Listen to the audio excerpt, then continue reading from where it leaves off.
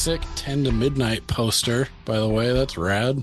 Yeah, that was sent to me by one Brantley Palmer of the Horror Drafts podcast. It was good times. Nice. I look at it every single day for a long period of time because I pull up my little exercise bike and the fan in the room is right here. So I sit under the fan and stare at Charles Bronson while I'm working out. Yeah, gives you the drive. I get it. Yeah, forget what's legal and do what's right is what it says on the poster.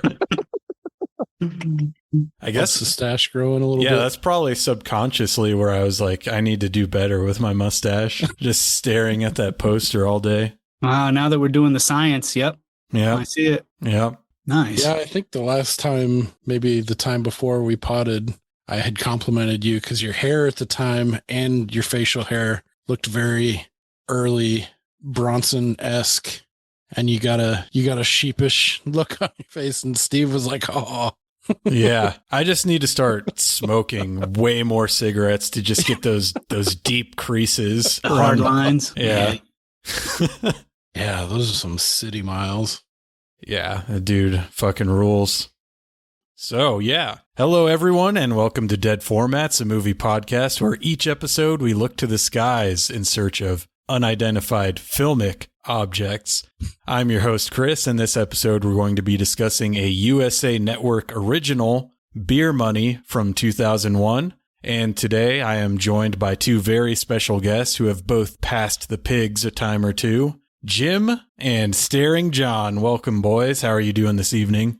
Good. Great to be here. Real excited. Got the message, and I said, I'm going to jump right on that. Hell yeah. Word. Yeah, same. Super excited to be here. Anytime I get the call from old Chris, it's I'll be there no matter what. Picture that meme of Mbappe.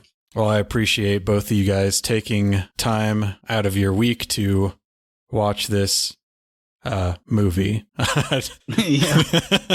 It's the best way to say it. So Jim is one half of the Waxing the Porpoise podcast, and Jon is a former co-host of the Cinemigos. So boys, tell the listeners a little bit about what you do.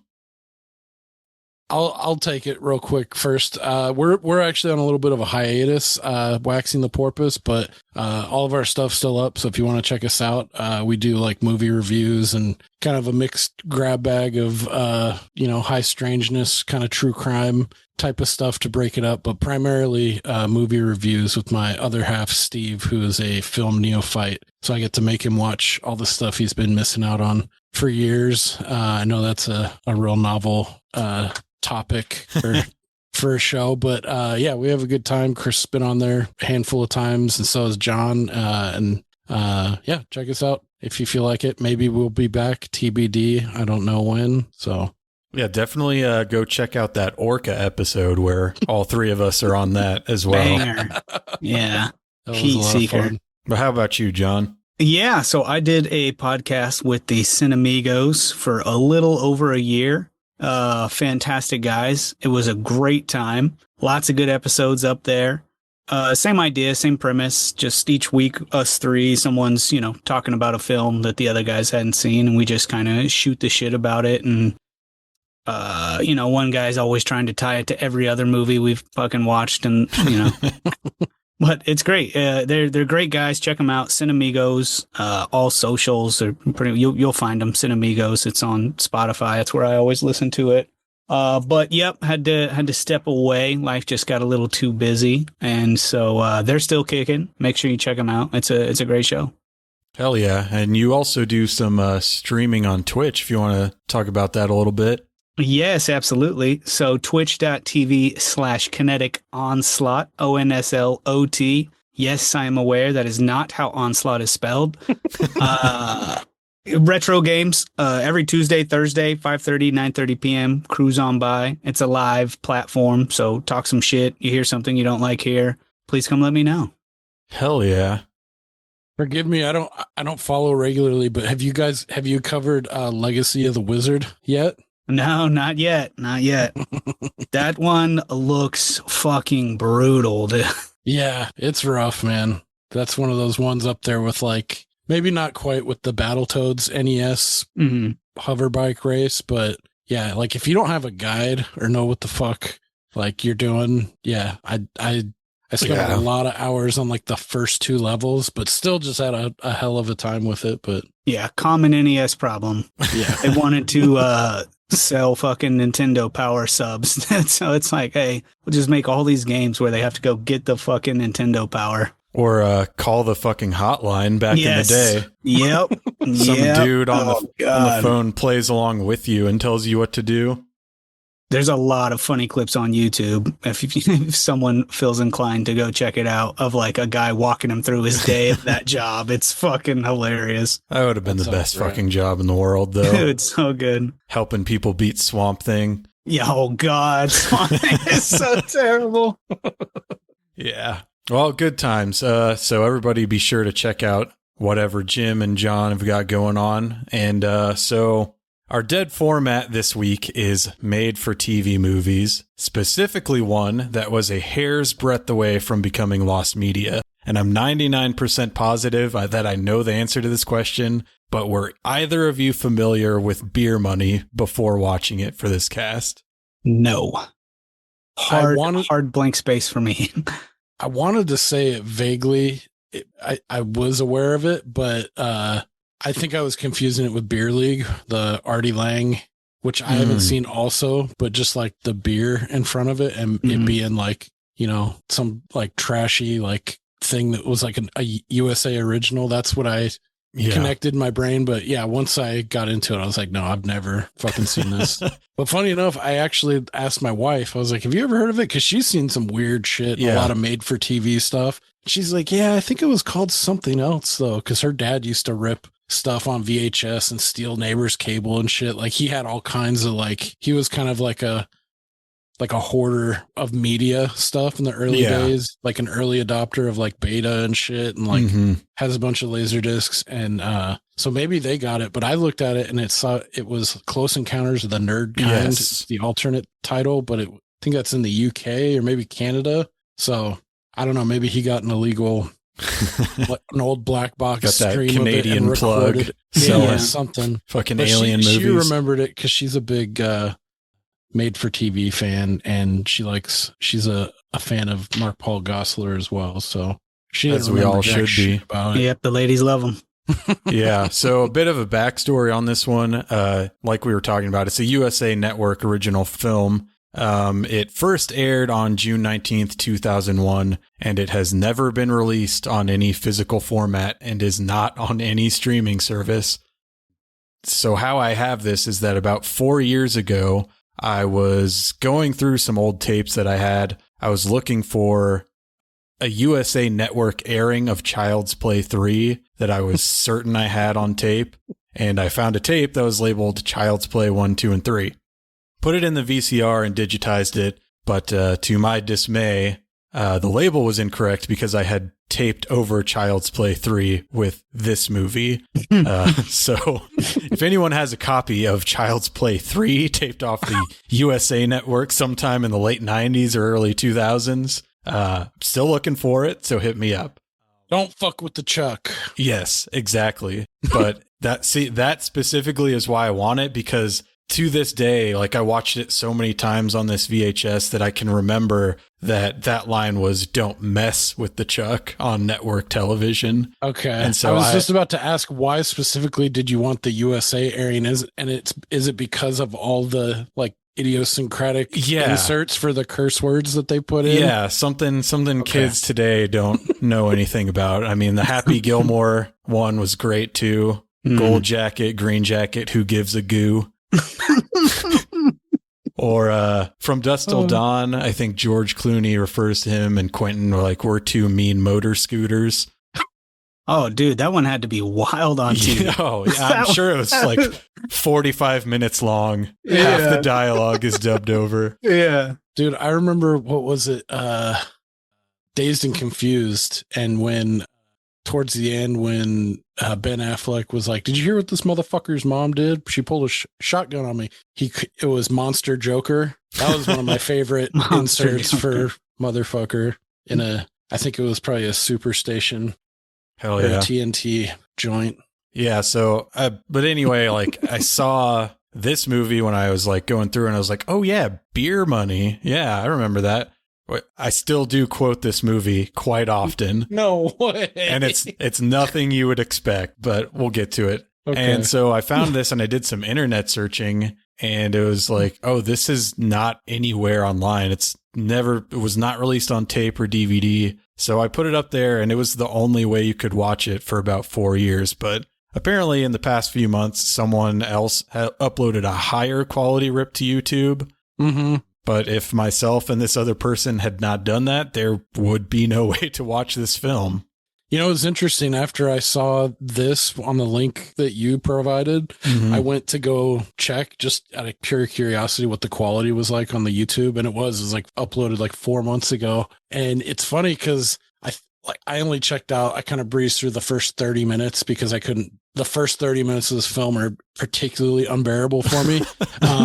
But I wanted to see if there was like a regional variance in the commercials played. And there was a slight difference at the beginning. So I'd be interested to see like, or know like what TV market that person was in versus you. I'm glad that you brought that up because I watched almost the exact same situation. I was at the house, got through like probably 45 to 50 minutes of it. And same thing, because at first when you sent it, I was like, oh, word, check Amazon, fuck it, I'll just pay the $3, rent it. And it was just like, sorry, this exists fucking nowhere. So I was like, all right, go to YouTube, like same idea, type it in. And yeah, Jim is right, because that was one comment I wanted to make. Like the commercials were godlike. Like watching 2000s commercials in 2024 that was half the fun. Yeah. That was amazing. Yeah, I would say it was great. 89.5% the fun for me. Yeah, as I'm sure we'll get into. I'm glad this wasn't available somewhere else and that we had to watch the VHS rip because it took me back. Yeah, on a lot of shit. I could have sent you guys the link to that YouTube video, but I wanted you guys. It actually is like that one on YouTube is the best possible scenario for a VHS rip. Like it is. It's pretty good. Clean. Yeah. But I wanted you guys to have the true VHS experience and, share the same commercials. Yeah, they were awesome. So do either of you guys have any like memories of this time? Like, were there any made for TV movies like this that you were hyped for? Or do you remember like taping movies from TV and rewatching them over and over again like I did? For me, it was just Pokemon. I recorded every episode of Pokemon and I felt so fucking big brained because I would I would pause the recording during commercials and then hit play after the commercials. And I was like, oh my God, I can go back and watch Pokemon with no commercials. Like it was just, it was, but there wasn't a whole lot of like specific made for TV stuff. I'm 30. Oh shit, I'm going to be 36. I'm 35, right? So it wasn't, I'm not sure how old you are, Chris, but I think 36. Okay. So for me, I never really got into I mainly played video games when I was younger anyways, but, specifically like made for TV stuff, nothing that really rings a bell for me personally, but Pokemon, yes. Hell yeah. Pokemon. Yeah, I don't think I ever caught how old you actually were, Chris, but I just turned 40 or I'm about to turn 40 next month. So I had a slightly different experience. Even those 4 years I feel like are pretty significant in this time period. Right. That turning point of like 99 to 2001. Cause that's when like DVDs came out in like 2001. I think the last VHS was 98 or 99.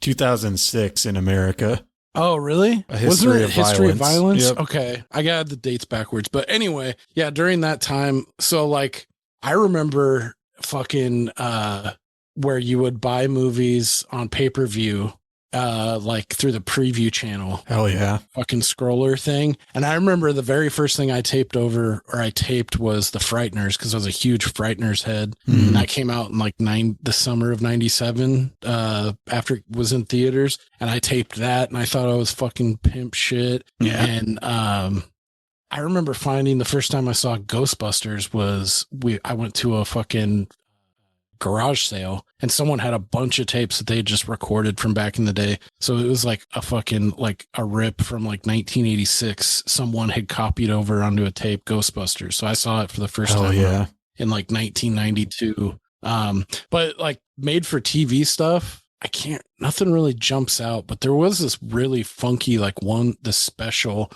about like, I think it was maybe a pilot that never got picked up, but it was on Fox, and it was like this dude who was like, it was kind of like X-Files, but like super cheeseball and campy. And it was in like New Orleans, and he was like a sheriff of a parish or something. And like this weird supernatural shit was going on.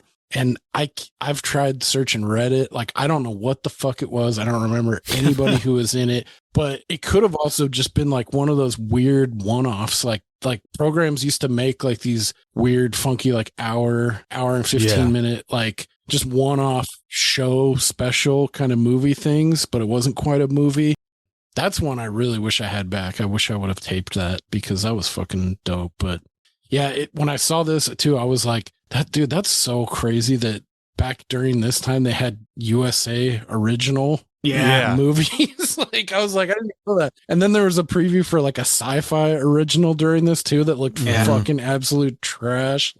Yeah. I mean, it was fun. That's why it's a dead format, because it's I mean, everything's streaming now. Technically, I think like Lifetime and Hallmark still do.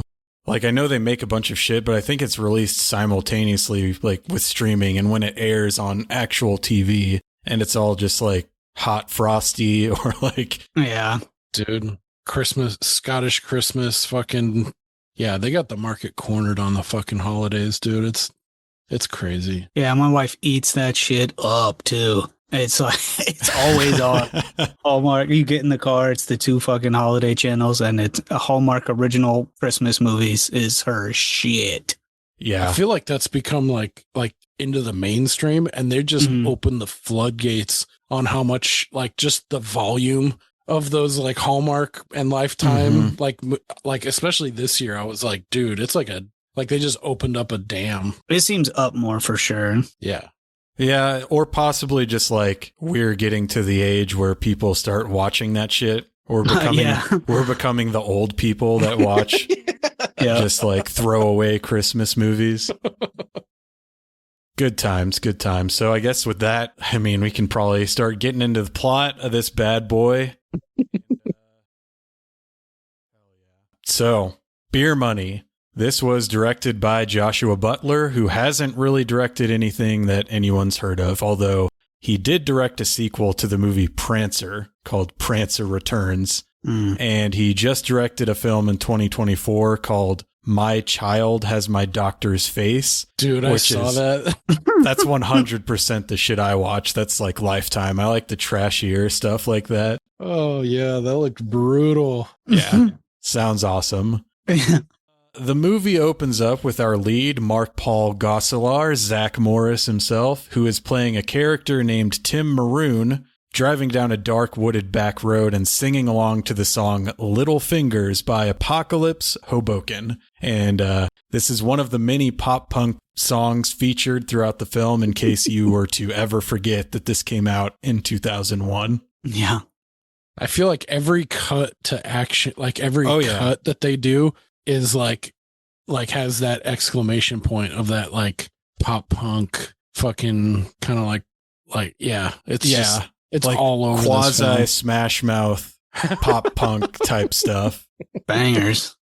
I kind of actually like that first one. I looked it up and found it on. That's how I know the name of the band, is that you looked it up and sent it to me. Yeah, the first one was actually kind of catchy. Yeah, I had considered, I did look on IMDb to see if they had a list of all the songs, and when they didn't, I was like, I'm not going to fucking watch this and Shazam all this shit, so. Tim is distracted by the radio, and as his car drifts into the wrong lane, he's about to get into a head-on collision, and the oncoming headlights fly over his car and into the sky. It's a goddamn spaceship. We got our title card and a sign that lets us know we're in the town of Eureka. And now I don't think it's ever explicitly stated that this is Eureka, California, but it is a town called Eureka, and all of the license plates are California plates. I think they do. I think they say Eureka, California. Okay. And I was at wondering, least once, yeah. since both of you are from or have lived in the general area, I'm assuming at least one of you has been to Eureka before. Well, I had a question for Jim because I couldn't. Is this why is it Yreka and there, or is there two towns? Is it Yreka and Eureka? There's two, yeah. Yreka is more inland, and it's more of like a. I might be talking a little out of school, but I think it's more of like a logging kind of town, and it's kind of just your. It reminds me of kind of like Dunsmuir, like just before you get up to Redding. Like Mount Shasta. It's kind of like a mountain sort of logging town. But yeah, it's actually, I think it's a pretty far stretch from Yreka to Eureka. Okay. It's like another hour and a half before you get to the coast. Yeah, because I wasn't sure which it was. And I was like, all right, is this just where they just don't realize it's Yreka? They're calling it Eureka. So so Eureka, I'm not too familiar with, but Yreka, yes. Yeah, I've been to both. And I mean, it's just it's a sleepy, kind of rainy, coastal, seaside kind of town with a heavy emphasis on, like, at the end, I really knew that that's the region they were going for because he's like, go tell them to hump a redwood or whatever the hell they do. Yeah. It's like famous for the redwood forest and stuff. So I think I did look up and they had filming location and it wasn't. I think it was in British Columbia. Yeah. And I was going to ask you if there was a specific point in the film where you're like, there's no way this was in California, or did it pass? Yeah, it's Eureka's pretty kind of generic coastal town. I think it's just like with, like, you can plug and play, like, disturbing behavior. I'm sure we'll get into that. That takes place in Seattle. That was filmed in Vancouver and the surrounding sounds and environs. So yeah, it's pretty much copy paste that. So the only location they had listed was in British Columbia, but there is a scene when they're in the forest on a bridge, and I'm fairly certain that is like from the national forest or state forest that's around Eureka. Because when I looked up pictures, like, I did see that bridge. So some of it may have actually been filmed in California. But yeah, I was just curious because I lived in Texas for a long time, so now my movie superpower is to just be like, that's not fucking Texas. Like, recently that Texas Chainsaw that came out like 2 years ago, immediately I was like, that's not fucking Texas, when he's like standing in a field of sunflowers. And then like later, like a year later, I went to Bulgaria where it was actually shot, and there's just a shit ton of sunflowers everywhere. I was like, wow. Oh, hell yeah. This looks nothing like Texas. Damn. Yeah, there wasn't anything stark that jumped out like that. It was like, oh, that's horseshit. That's not the northern California coast. Yeah, I guess all things considered, you know, Vancouver could, like you said, could pass for Seattle or Portland or just that general area. Really, it could pass for the entire western coast seaboard until probably you get down to like San Francisco is where it starts kind of changing. Once you get to San Francisco, and it could probably even stand in for like Monterey. But I think once you get past that down to like Half Moon Bay, down to like San Luis Obispo, Santa Barbara, then it's definitely got a different flavor vibe of coast. But it's just, that super woody, kind of dreary, rainy, gray, overcast coast, which I love. That's like my favorite climate of all time. Hell yeah. Anyway, Tim, he's back in his hometown after failing to make it as a weatherman in Los Angeles. Yeah. And he very quickly rekindles his friendship with his high school bud, David Rutledge, played by Nick Von S. March. Did you guys recognize this dude? I did not. And then I tried to looked at some of the stuff on IMDb and still was like, because he has that familiar look. Yeah. Like, I was like, this guy he definitely seemed like somebody, but I could not piece it together. His face is definitely kind of like proto Farva from Super Troopers. Yes. A little bit, like you just put a cop stash on him. But so this is another thing that's super like late 90s, early 2000s. He was in this show called Nikki, starring Nikki Cox, who was like someone that nobody knows now, but she was like super hot for like a 4-year period. She was in this show called Unhappily Ever After that was basically like Married with Children, except there was also a talking rabbit voiced by Bobcat Goldthwait. And so fuck, he was in that? Yeah, that show was like somewhat popular, and then she got her own show called Nikki, and he was like her boyfriend or husband or something. So that's the only place I recognize him from, is just remembering something from 20 years ago vaguely. Yeah. Dude, that's super weird you bring that up, because I just saw that show Unhappily Married Ever After or whatever, and they were like, look how batshit this shit was, because it showed a clip and like he went downstairs and that talking rabbit was giving like horrible advice, and it kind of took like a weird like dark turn. And then someone was like, I can't believe this was on the air for like 4 seasons or 5 seasons. I was like, holy shit. I was like, that was a total blind spot to me, and it seemed like such a weird thing. I mean, I know we had Alf and stuff, but like it just seemed so weird that kind of a show would have stuck around for that long. Yeah, it was a weird time for sure. I watched that show when it was on, but I remember nothing about it other than the rabbit. He's no Alf, that's for sure. Yeah, I was probably like 11. I didn't get half the jokes anyway. Dude, can we talk about this LA weatherman or bust fucking plot line? Yeah, go for it. Go for it. Fucking crazy. I thought that was hilarious. It was like, you just got to get your face on TV, get your work in. And it was just like during that time period, right? Like early, like 2000, 2001. And oh fuck, I can't remember the name he says, but he started off as a local weatherman, and he's Letterman, I think he said. Yeah. But it just seems so funny where it just like that Hollywood where it's like, I just got to get to LA and make it on TV. Like I was fucking dying. I was like, nah, this is a good setup. This is gonna be good. Yeah, his fucking hair, that was popular back during that time. Yeah, the Final Destination fucking. Yeah. A Devon Sawa special. Yeah. So tagging along with Tim and Rut is Rut's socially awkward coworker at Spanky's Taco Cellar, Blank, played by JP Mano. This guy's got a super familiar face. I know. I looked at the IMDb. He's done a lot of briefly.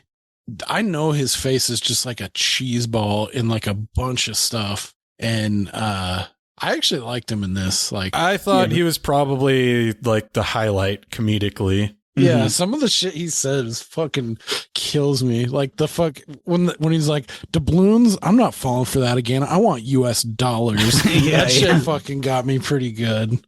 And I was at a point with this where I was like, I don't give a fuck shit or piss about this movie. I'm actively loathing it, and like probably about that maybe 40% of the way, halfway through this, it started to win me over kind of weirdly, and I still don't know how I feel about that, but he was definitely part of it. For sure. He's a squeak, right? He's like a fucking basketball squeak. Yeah. I think the writing is not that strong, but he and Rut do have some good comedic timing from time to time that, like you said, can pull you back in for just give the movie a benefit of a doubt for the next 10 minutes before something else happens. So, as these 3 dudes are talking in the parking lot of the taco cellar, they are egged by a local gang of bike riding kids known as the Paper Boys, because they are literal paper boys. Yeah. And Tim tells Rut and Blank about his close encounter, but they're both skeptical. We find out that Tim is now living with his sister and her husband, who is some sort of professional demolition derby driver. They have a huge fucking house for like unemployed wife and demolition derby driver. Yeah. Eating good. Crash. Yeah, that's right. Crash is a dick, but he manages to get Tim a job at a local garage. And after Tim's walking home on his first day on the job, he runs into another friend from high school, Echo, played by Mercedes McNabb, who works at the local video store owned by her father. Did either of you recognize her? I did, but I had a suspicion. I had to double check it, so I can't claim I nailed it. but she was the chick, the mean girl, the main mean girl from Addams Family Values. She sure was. I've seen that movie so many times, so I recognized her right away, and she looks exactly the same as she does. Yeah, she does. Just like stretched, like a little bit taller. She's got the same facial features, everything. Yeah. Yeah. What a name, though. Echo. Yeah. I mean, fucking weird. You fucking Californians with your hippie names. Yeah. Mr. Echo. Yeah, your hippie names like Jim and Jon. Yeah, but your middle name's Moonbeam. Yeah. Seriously. Well, my middle name is weird. I'm not going to say it. Yeah, you don't have to dox yourself. So unique, but it is fucking weird. So I'll give you that. Echo invites Tim over to her house for dinner the following evening, but runs off before Tim has the chance to tell her that he already has plans to go camping with Rut and Blank. Tim bails on Echo and the three dudes go camping. They get drunk and play a game called Pass the Pig, which ever since watching this movie when I was a kid, I wanted these fucking pig dice. I'm sure they're like $12 at Target, but I could just never convince my parents to buy them for me. And I didn't know what the fuck this game was. Oh, you've never heard of this? No. It's just two like dice known? that are shaped like pigs, and based on the way they're like standing when you roll them, it's like a different point system. Crazy. I thought it was just some like cheese dick game like that was in the universe of this movie that they were just making up on the fly. Yeah. No, it's a real thing. I think the That's scoring cool. that they use is different from the actual game to like avoid copyright, but yeah, it's real. They make a lawn version with like big pigs that you can throw up in the air.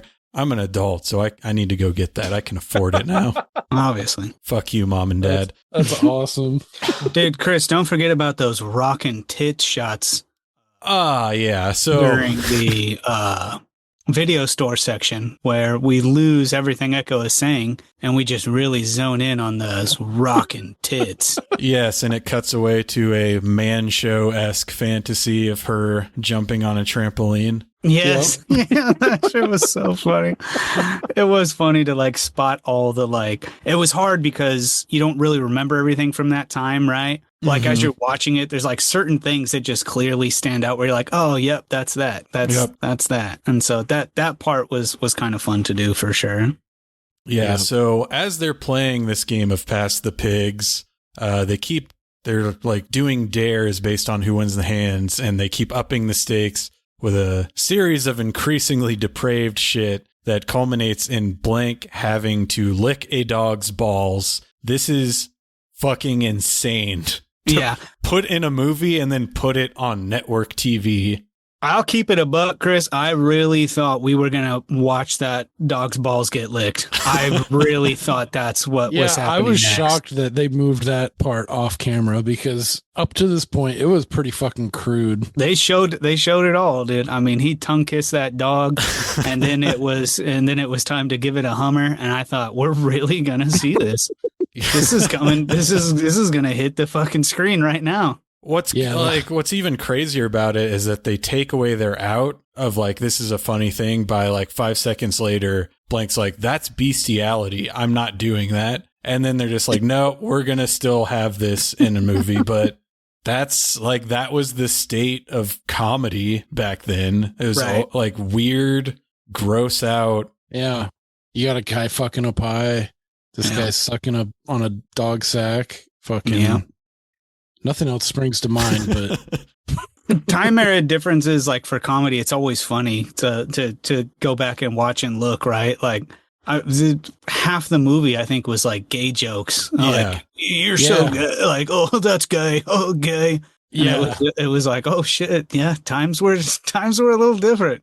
Yeah. And I mean, it was only 20 years ago. And it's like, this is on USA. And they were throwing out like, you know, the R word and like, just like cool as a cucumber, like as you please kind of stuff. I was like, damn, that's crazy how much times have changed that it's like a USA original is just throwing this out like they're saying like gosh darn and golly, you know? Right. That was kind of a weird trip too. For sure. Yeah, this definitely reaches like a level that like not even like Marvel movies won't even go as low as this network TV show. No, like not even they're like too Deadpool. afraid to touch it. Yeah.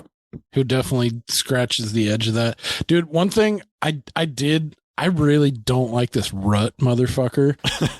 But some of like, and it is kind of cheeseball, like the California kind of lingo that he's leaning into that they're trying to frame up. But For some of the sure. shit he was saying was like so wild, like terms like when he called the like when the alien first comes out and he's like, oh, he's going after blank's gotchkis. Yeah, what Just the like fuck is that? Weird little terms throughout were kind of funny.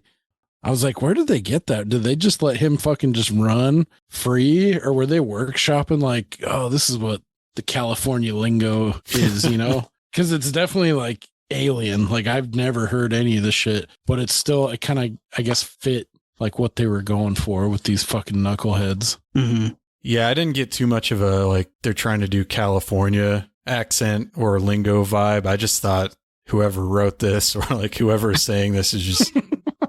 thinks like, you know, tidy whities, that's too basic. To make it funnier, we got to take it up a level, and gotchkis is what we land on. Or later when he's like, what was that geek stank like? Oh yeah. Dude, a lot of his references to him fucking smashing that thing down was fucking hilarious. Dude. As those were that was yeah. Yeah. It was a weird time, but back to the dog ball licking. Yeah. So as that's going on, let's get back to brass tacks here.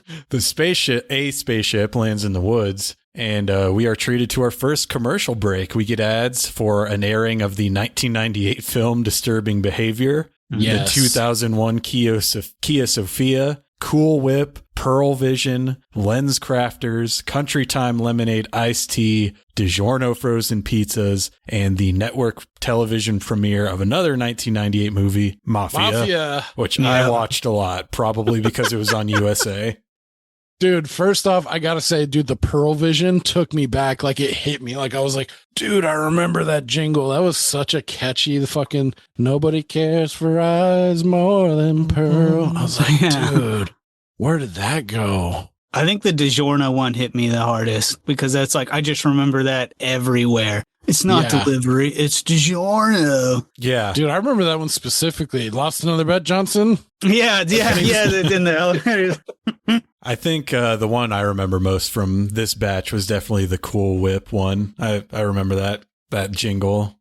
It was a good one. The lemonade one, I was like, dude, that's so weird. Like I can't imagine someone ponying up money for Country Time Lemonade, like to get that spot. And it was like, that was one of the most ubiquitous of like really? Throughout like this. That, well, just this 2-hour block, like they kept showing that. Yeah, I meant during the time period. I was like, I don't remember ever seeing an advertisement for Country Time Lemonade, and it was kind of cool because it was fucking iced tea. I think that was before like everyone like knew what an Arnold Palmer was and shit. Mm-hmm. It's yeah, like, these guys are the OGs. Dude, my grandma bought tea. that shit by the buckets. The fucking buckets. So when I saw it, I was like, oh, that was another one that kind of tripped me out. But nice. Because I remember like as soon as they like rotate the can into the camera, I was like, oh shit. Yep. I've had that. Yes. Yeah. Also, the Disturbing Behavior spot hits me hard. I remember it so much. Just anytime that song comes on, Flagpole Sitta by Harvey Danger, I think of Disturbing Behavior. Hell yeah. Which I actually watched for the first time like within the last year. It's super fucking weird. It is weird as shit. I love that fucking movie. I saw that in theaters. To me, it felt like an X-Files episode that just got too big. It's that's what I thought it was initially, was like a show that was on USA. So every time it kept popping up, I was like, oh, they're really pushing this show. But so it was a movie, huh? Yeah. And the only thing I had seen about it before watching it was this 20-second commercial. I thought it was just like a teen slasher to capitalize on like Scream and all that, but it is quite a bit weirder than that. Yeah, I mean, it kind of was, but it was probably more going for like the Faculty kind of vibe with the mind control. But I think it came out a little bit before, maybe same time. But did you like Disturbing Behavior, Chris, when you first saw it? It was all right.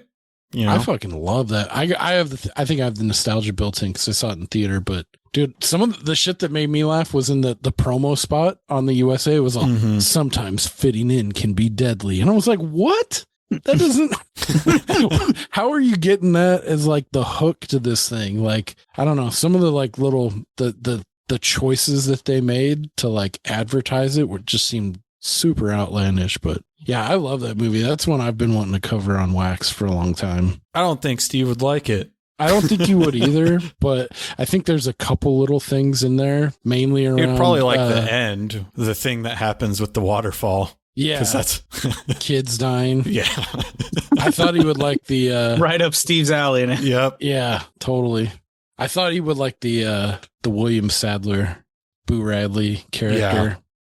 Dude, my wife loves that film too, and every once in a while, I'll turn and I'll be like, "You like Kirk Vonnegut?" And it fucking just it's like my ace that I have. Like anytime I need to get out of a jam, it's like that's the olive branch.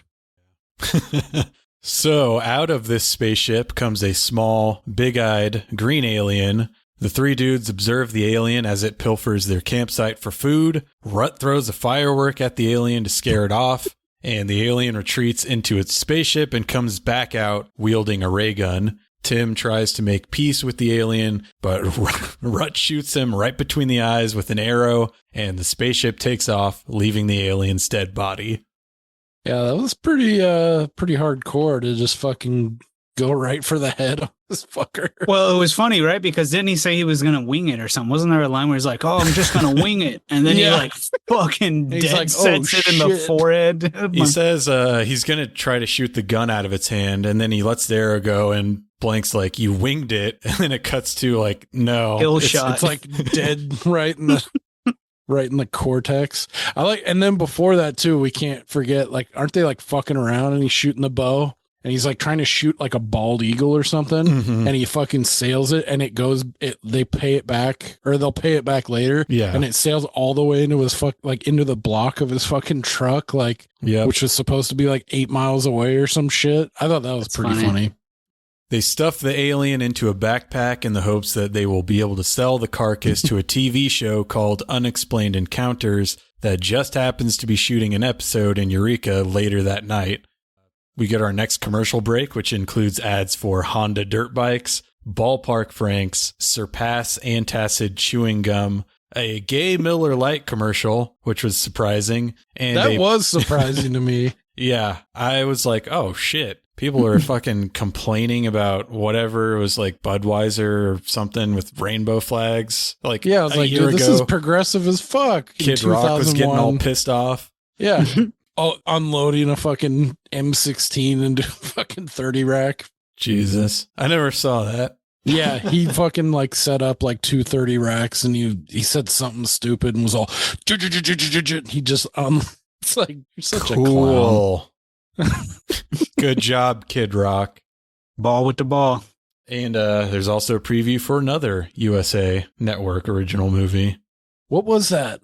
Class Warfare. Class Warfare. That's right. Yeah. That shit looked dope, dude. That one actually is streaming. What was the other original? It was a sci-fi original. Maybe you're queuing it up later. Yeah, we'll get to it. Are you trying to go? I don't want to step on your toes because I have an entire list of commercial flashbacks that I want to touch on. Are you wanting to go through them as we go through the movie? Yeah, okay. I have all of them as they come up. So just whenever we get there, like jump in and be like, "Oh shit!" Post selects cranberry almond crunch. Dude, yeah, I'm about to blow my wad when we get to fucking Blueberry Morning. So, oh shit. So, yeah, after the commercials, the three guys have hiked back into town and stop in a bowling alley to formulate a plan. They eat some popcorn with extra butter, which Tim says goes through him like buckshot, which is the quote that I quote to this day because that is true of me.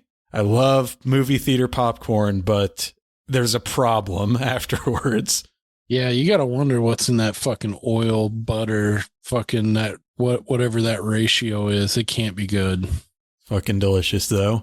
It is. And suddenly, the bag with the alien in it begins to move. Apparently, the alien was not actually dead, which is a problem that the dudes quickly remedy by beating it to death with some bowling pins.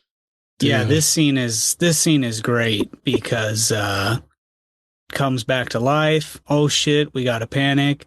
Everybody sees everything that happens, and we get the most godlike Area 51 reference that is just amazing with the cabinet shot right there too. Yep. Oh my god, dude, that was beautiful. Yeah, that definitely conjured up many a quarter drained. So That many. movie, Oh, that yeah. game was so fucking rad. Because that The was one best. that was like $1 at most places, right? It was pricey. Yeah, that was a pricey one. Yeah, you had to be fucking locked in. Like getting all the fucking, like hitting all the pictures Yep. and the fucking, the Power red ups. lights and the blue lights and shit to get Yeah. the fucking good shit. The and to secret get like the rooms. secret level. Where they're all Yeah. pissing in the fucking urinal. Yeah. Dude, that game was fucking awesome. So good. Look That at us. That was a nice blast for sure. That's my notes exactly right here for you, Chris. Area 51 plug lit. Any port in that a was storm, awesome. I guess. Yeah, I couldn't believe like how over the top the beating the shit out of the fucking poor alien in the bag. I was like, come on. It was funny. Investigate a little bit more. This thing's coming back to life. And they're just fucking like savages. Like, Well, it's the great difference that we needed there for the movie to work, Jim. You see, what it is we have a guy who really cares and wants to figure out the alien. So we need that hard juxtaposition of these two morons that just want to beat the dog shit out of it. the holy dog shit. Yeah, that is fair. I mean, Gosler, even at the beginning, he's like throwing up his hands and he's like, he's actually has reason. Like, he's like, wait, this is like an alien species. Like, no one's ever seen it. It's like, let's not shoot it. Like, and he was right all along. Like, he didn't, unbeknownst to him, he like, Yeah. how was he supposed to know that gun wasn't a fucking death ray? But yeah, I did like how they started early. Like, he was like, no, you guys are fucking idiots. What are we doing? I mean, he still wants to sell it, though. Yeah, he's got an angle for sure. But at least he was like, let's not kill it immediately. But after they do kill it for the second time, Tim goes to the video store to apologize to Echo for bailing on their date, but also to rent a video camera so that the dudes can film a video of the alien and give it to Unexplained Encounters. The apology is going well, but unfortunately, the buttered popcorn causes Tim to have explosive diarrhea. He clogs the store's toilet and escapes through a window, but not before stealing a camera. And so this is another, like, I don't even know if there's a specific movie that it's referencing, but there's a similar like reference in Not Another Teen Movie, which just tells me that at the time, teen comedies, people must have just been shitting everywhere. Dumb and Dumber. Dumb and Dumber, yeah. Yep. Immediately, I was like, this is ripping on Jeff Daniels and the fucking. Yeah, blowing the toilet up, yeah. Yeah, I didn't like that. I was like, yeah. Yeah, that stuff doesn't really get me. Well, it was fine. I just felt like they could have used a different vehicle. That it just seemed like they were biting super hard on Dumb and Dumber. It's like they did it first and way better. For sure. I got two things about this scene. Yes. I talked about this on the podcast with Jim before. One thing that drives me crazy about movies is when they really just lead you to exactly what it's like. Just I don't need you to fucking bury my face in what we're doing, right? Mm-hmm. We literally just seen him say it runs through him like buckshot. Mm-hmm. Did we really need the fucking cutback of him scarfing down and the Yeah, it was popcorn? like buckshot. Yeah, and He's then the echo buckshot where Yeah. it runs through me like buckshot. And then it's like, oh, that's right. I forgot that he had just said that and he's going to go shit his pants. Yeah. So that drove me a little bit crazy. But I believe it's this scene where we get the cutback, and is this where the guys are talking about what they're going to do with their money? Is that where they're cutting back and forth to him, where they got the alien, they're tied up, and they're talking about what they're going to spend their money on? Sure. I don't think I took that part down, so fill us in. Oh my God, dude. It says, what are you going to do with your money? I'm going to buy a PS2 and fuck Britney Spears. Was what he was going to do with I don't think I picked up on that. Dude, I remember the PS2 part. Oh my God. I thought that was just beautiful. It was like, what are you doing? Oh, I'm going to get the new PS2. And then he's like, yeah, and then I'm going to get a date with Britney Spears. Yeah. And I was like, oh my God, that's fantastic. Yeah. That gave me flashbacks too, though. Like this time, I remember I had a job at Blockbuster, and my first paycheck, I went out and got a PS2. And dude, I went fucking rounds on GTA 3. Yep. Oh, dude, yeah. so, like that summer of 01, bled into 02. Like, dude, I loved that game.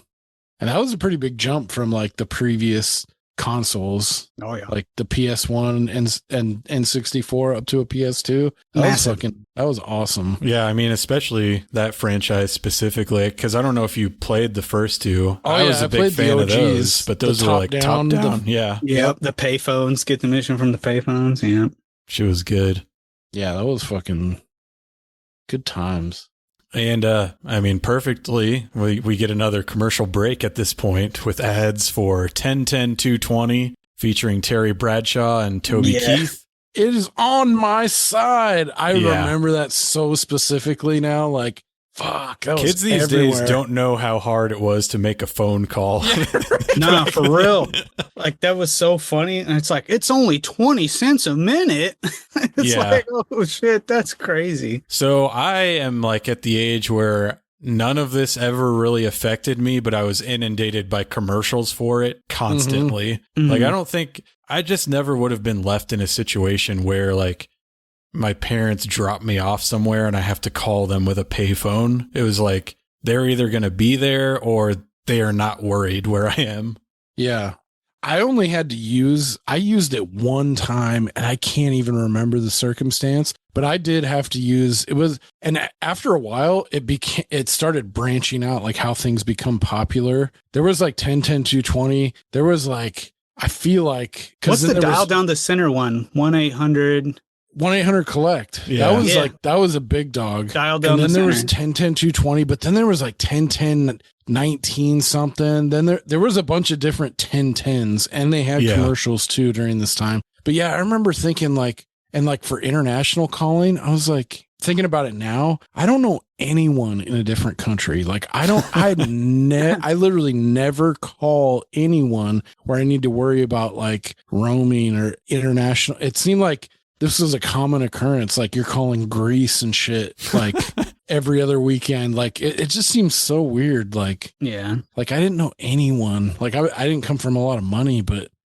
I don't know. It just seemed weird. Like that there was not even internationally. Demand. I mean, back then it's like if you were calling like Wisconsin from California, state. Yeah. That's long like distance. a long distance call. Yeah. Oh, really? Mm-hmm. Yeah, I had a ton of family all centered in California, so that just kind of flew right over my head. Like, oh yeah, I remember like being a kid and like my grandma calls for Christmas, and they're like, "It's your grandma, hurry up! It's long distance." Fuck. That's so crazy. And now we have like nationwide networks and shit with cell phone. It's like not even. It's like complete afterthought. Oh yeah, that was only 20 years ago. It may as well be the fucking Stone Ages compared to what we have now, like at your fingertips. For fucking sure. Losers. But aside from that, we also had one for the Taco Bell / Tomb Raider instant win game.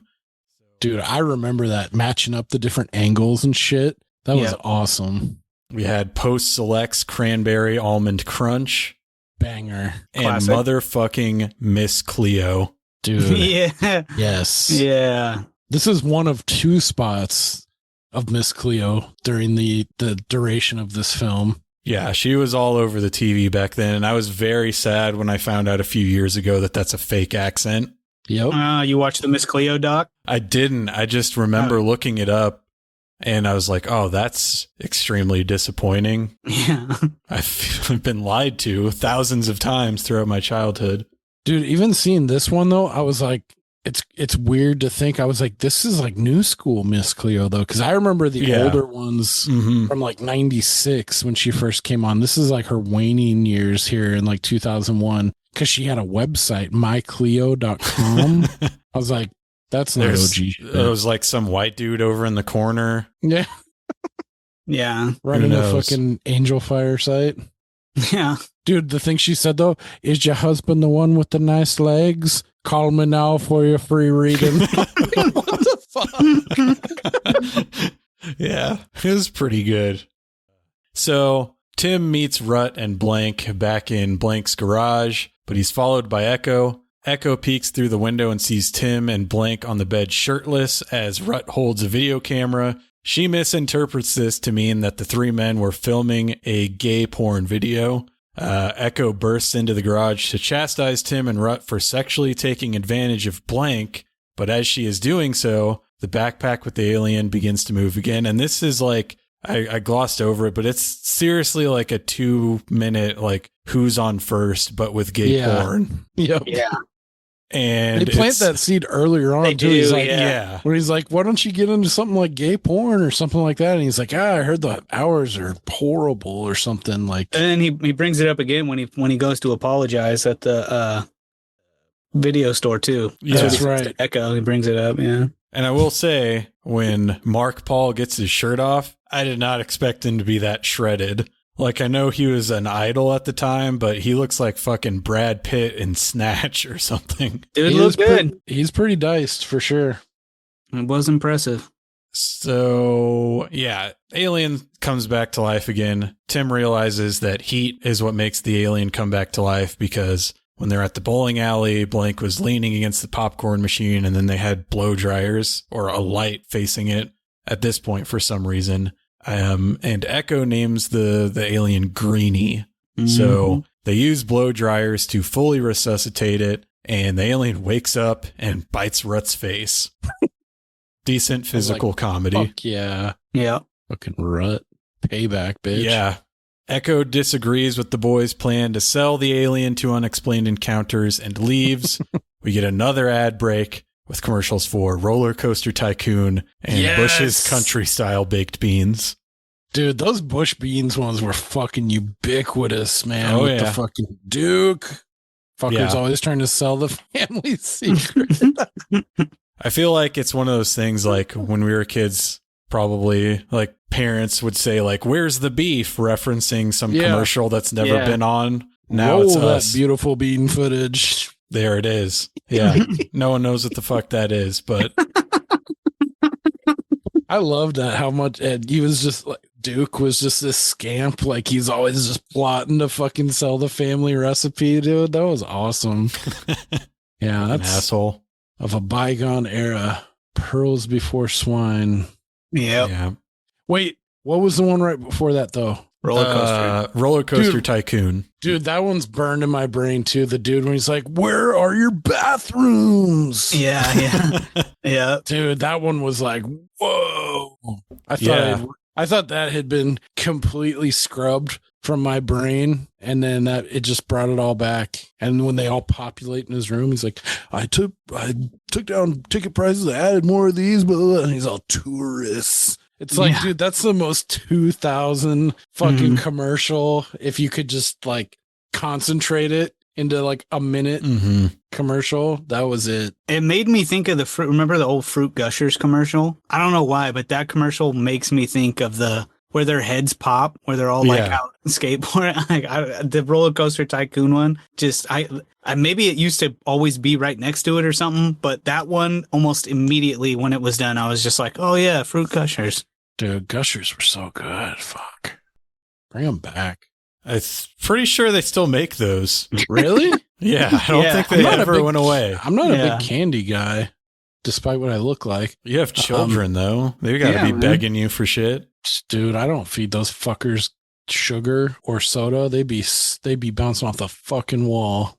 Back then, you didn't have a choice. Everything was Yeah, sugar and seriously. soda. Word. Dude, my kid has a fucking yogurt before bed. He's fucking hell on wheels. There's 16 grams of sugar in those motherfuckers. Jacked up on probiotics. Yeah. Yeah. Acetopus bifilaris, whatever the fuck. No, but did you guys ever play Roller Coaster Tycoon? Oh I yeah. didn't. Fun game. Yeah, it's like Sims, but Yep. roller coaster. Yeah. was But a fun and that's game. why the bathroom line is so funny, right? Because remember, if you didn't put bathrooms in your theme park, like people would Dude, just they'd be like, yep. yeah. Yeah. It was cool. It was a fun game.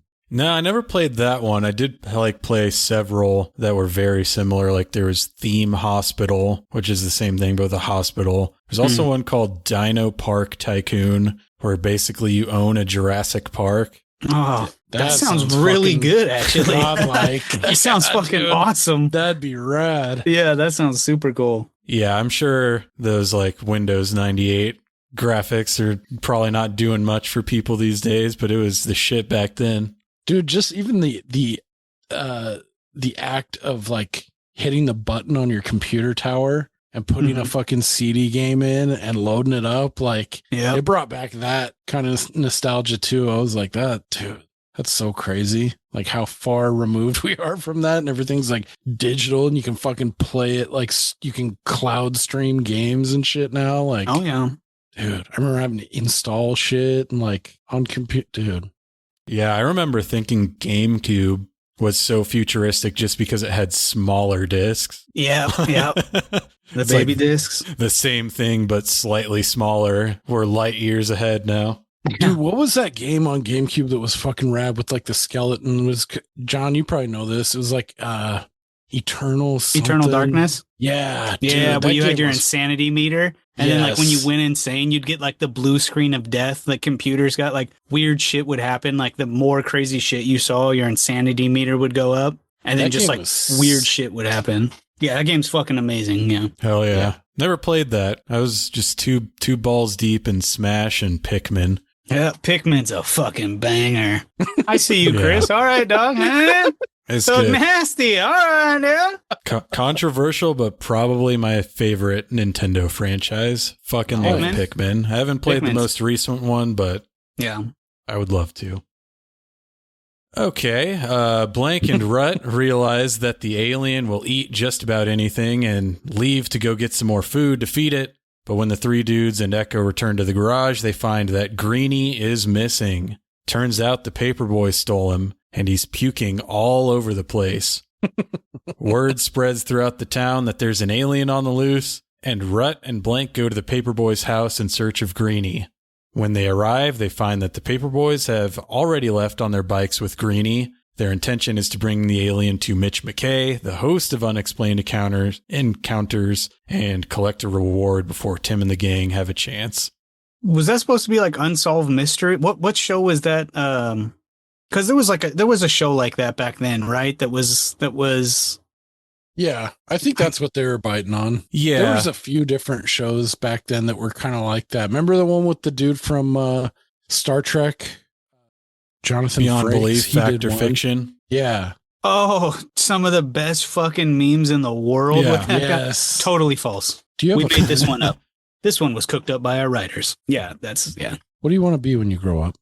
Yeah. Dude, there was another banger during that time too called Sightings. Mm-hmm.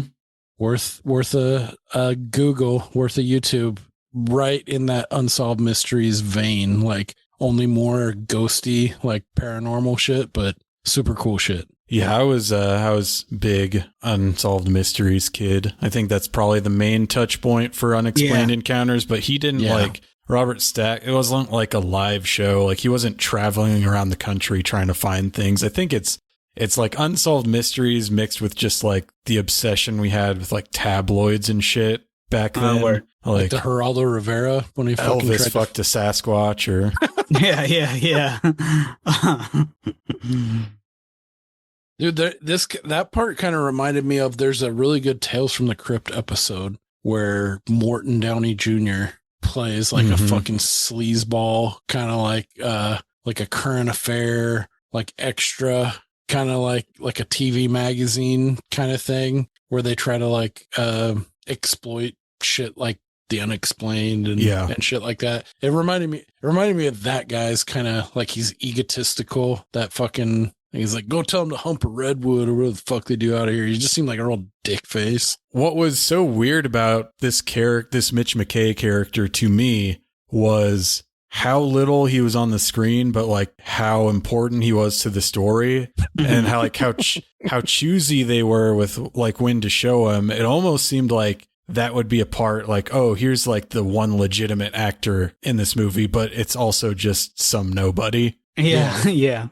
like, oh shit, we got Patrick Stewart. He's going to play Mitch McKay. But no, it's just some dude.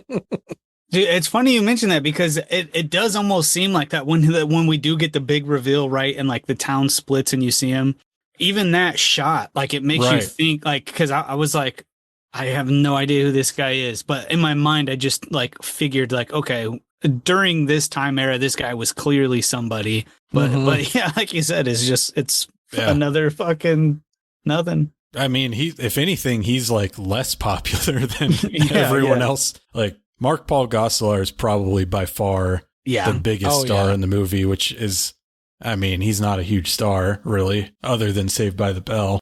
Hey man, Dead Man on Campus. He's pretty great in that. Never seen it. Yeah. You're not missing anything, but it's not as bad as everything else about it available would imply. He's actually pretty funny in it. So the Paperboys stealing Greenie affords us the opportunity to have a E.T. homage. Yeah. He like gets flung off a bike and sails past a billboard of a sun.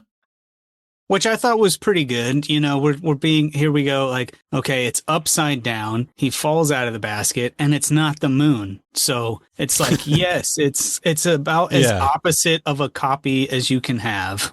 Yeah, I mean, they had to get good point something in this because, I mean, basically the concept of this movie is like, what if E.T. came, but instead of Elliot, it was just like 3 fucking douchebags. Yeah. For sure. That is exactly what it is. Idiots. So Greenie escapes the Paperboys. Tim finds Greenie and has a heart-to-heart with the alien about home is where the heart is or some bullshit. The home is where you make it. Yeah, the movie just kind of completely comes to a halt for 2 minutes while Mark Paul Gosselaar acts against this alien that's not saying anything. Yep. Great times. Really shined. Cinematic gold. And so after that, we get another commercial break. Yes. Ads for Bottled Crystal Light, Watermelon Jolly Ranchers, America Online, Chili's, and some sci-fi original series called The Chronicle that I've never heard of. That's the one that I was like, man, that looks just like pure dog shit. Yeah, and to what we were talking about just a few minutes ago, like it's about like tabloid reporters or something like that. It was hot shit back then. Yeah, it's funny because I remember the grocery store, right? Like it's like as soon as you mentioned that, like Elvis fuck Sasquatch, like I immediately was in the checkout aisle of fucking Safeway, and I was just like, oh yeah, yep. The hot sheets. It was all that, or like, look at how fat this celebrity is. Yeah, that's right. Yeah, you'll never guess who weighs 350 pounds now. Do they? Because I really haven't. I guess I just don't look at magazines like I did when I was a kid. Yeah, I was at eye level with them back then. Yeah, word. Yeah. Every once in a while, when I'm at the fucking in line at the Meijer, they still are going gangbusters on like the Good Housekeeping and the fucking. Right at the checkout aisle. It's right there. Yeah, that's funny. Yeah, and I was kind of confused why they had a commercial specifically for watermelon Jolly Ranchers. I looked it up, like that wasn't a new flavor. Like, so I don't know. Well, they were probably being smart because that's the best fucking flavor of Jolly Rancher. So they were raspberry. They were just pushing it. Chris, okay. Blue Raz? Yeah. Yeah, I won't fight you on that. My like blue raspberry is like my favorite like fake flavor that doesn't actually exist in nature. Yeah. Blue Raz, cotton candy, like cotton candy dum-dums. Fuck around. I can't, no, not cotton candy. All right. Yeah, won't allow it, dude. I'll take that out. I'll edit that out. I'm pretty faded. I could admit to something right now that's probably pretty gross. But fuck it. You remember Bubblicious? Oh yeah. How they'd have wild ass flavors? Dude, this is how nasty I am when I was a kid. I used to take cotton candy Bubblicious and I'd fucking chew it up and I'd spit the juice into the fucking ice cube tray and freeze that shit and then take it out and use it in fucking drinks. That's impressive. Fuck around. Yeah. That's some child ingenuity for sure. Dude, I told my wife that once time and she was so disappointed in me. I was like, It is right. gross, but you're a kid. You're the wrong audience for this. Yeah. I hadn't thought about this in a long time, but I looked it up and I definitely remember like the watermelon bubblicious was good, but isn't it kind of like Fruit Stripe where like the flavor lasts for 8 seconds? Yeah. If that, yeah. Dude, the worst ones were those the zebra. Zebra was the worst for sure.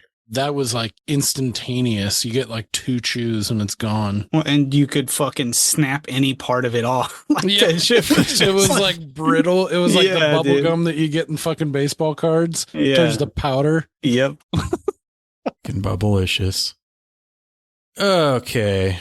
Greeny's spaceship has landed in the woods, where it first appeared to Tim, Rut, and Blank, and there's like 5 other aliens waiting to take Greeny home. Unfortunately, by this point, the whole town has seen the spaceship as well, and there is an angry mob on the way.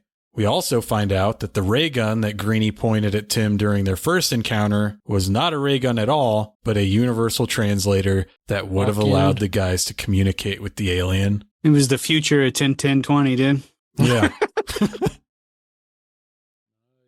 This revelation causes Blank and Rut to have a change of heart, and our crew parts ways with Greeny moments before the angry townspeople arrive. Mitch McKay arrives and asks Tim about the alien, to which he replies that he didn't see anything, and everything is sewn up nicely. The end. Yeah. Well, I really like the end moral that we get where, you know, Mitch lets him know, hey, this can get your face on TV across America, which is the only break the LA weatherman was looking for. Just the thing he needed.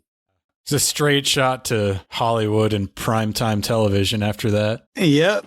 And he says, I didn't see shit. Yeah, he's got a moral compass on him. Yeah, Nothing else. As I was going through this the second time for note taking, it kind of dawned on me that the ending is sort of just like, hey, yeah, you work at a taco/hot dog restaurant. You should be fine with that and never aspire to anything else. Yeah. I mean, that's a pretty brutal way of looking at it, but... Well, I mean, he doesn't fucking like his hometown, but the moral is like, you just, oh, well, you were born there, so you have to stay there. Like, yep. No matter Plus, what if you got a pretty girl, dude, you know, Hey, you got a pretty girl and a taco job, you're good to go. Good thing going with Echo there. Yeah. Her old man fucking owns the fucking video store. Which is about 3 years from going bust and becoming completely obsolete. We didn't know that at that time. Such a bummer. Dude, I worked at Blockbuster from 99 to 2002, and I thought that shit would last forever.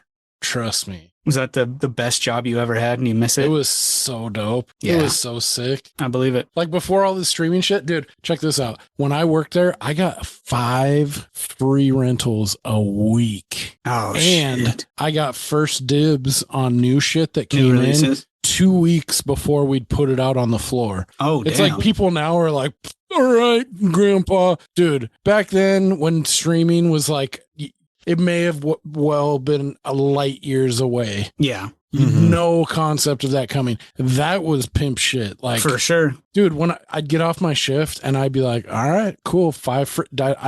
That was like the prime of my like getting into movies and shit. Like movie buffdom was getting 5 free rentals plus a fucking something that just came out that no one was going to get for like 2 weeks. Like that shit was awesome.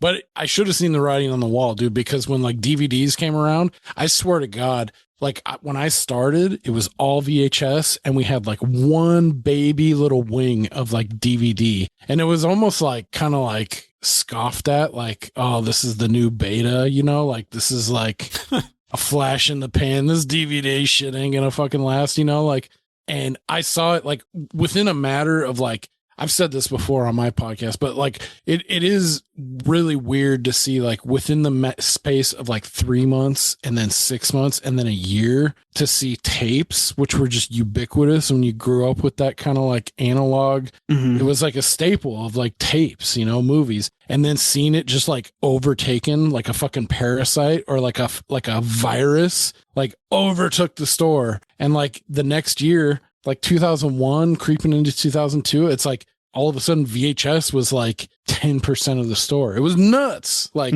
how quick that technology like took hold. And then it was like too, then like people were juggling like DVD and like HD DVD. Yep. If you remember that was like the CD, I guess, medium equivalent of like beta and VHS when that was going on.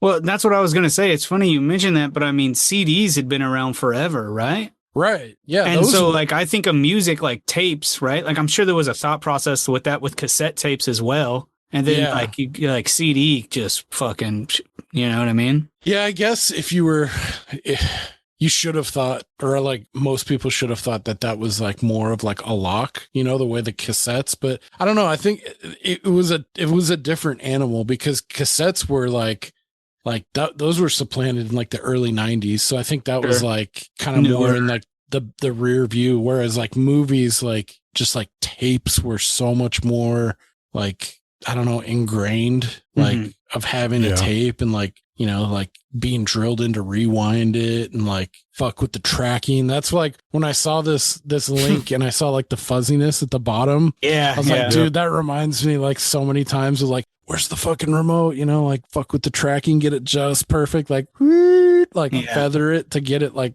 nice. Like that shit that's just like we're watching shit in 4K and fucking right. Yeah. Streaming it like fucking like internet even. Like, dude, the internet commercial for AT&T, did you guys see that? The 7-7 like $7 for internet and long distance calling. I was like, that's so wild. I remember in like 2001 like people getting like DSL and being like, that's the fastest fucking shit on the block. Like, dude, my phone pisses on DSL now, like in like a rural area up in the mountains. Like, sorry, I went off on a fucking no, I fucking love it. That's what the show is all about. It's the name of the show, Dead Formats.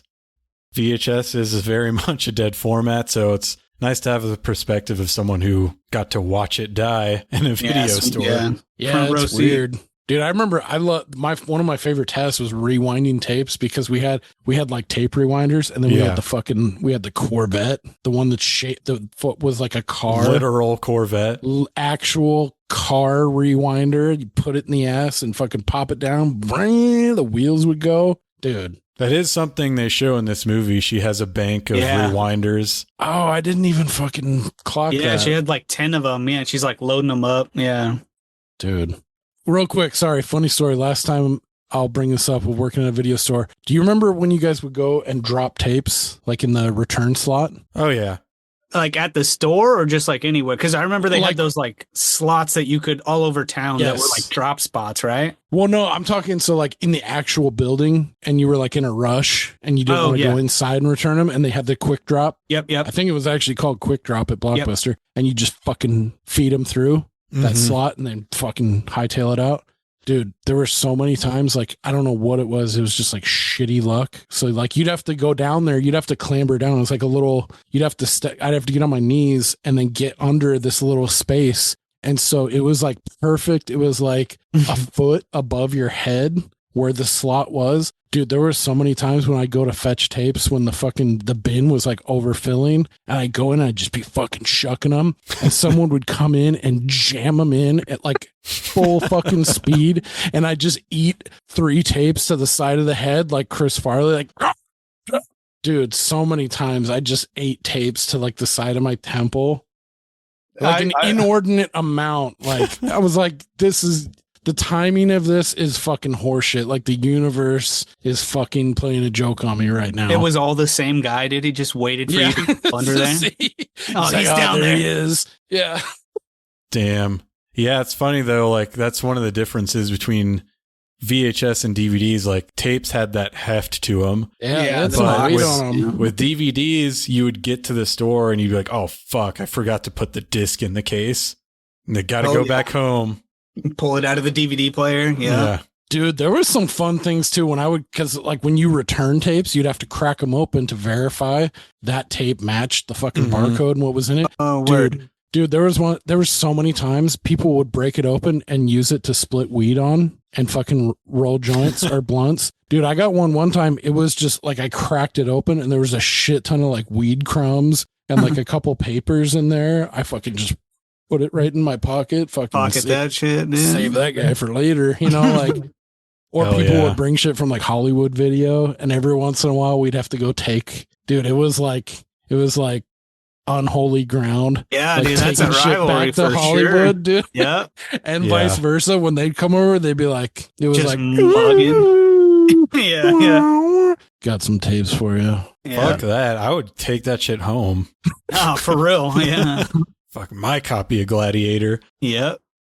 Good times. Yeah. So, beer money. Thoughts, gentlemen? I've been talking enough. You take this one first, John. Yeah, this is I'm not gonna lie, I fired it up, Chris, and I was like, what the fuck are we doing, dude?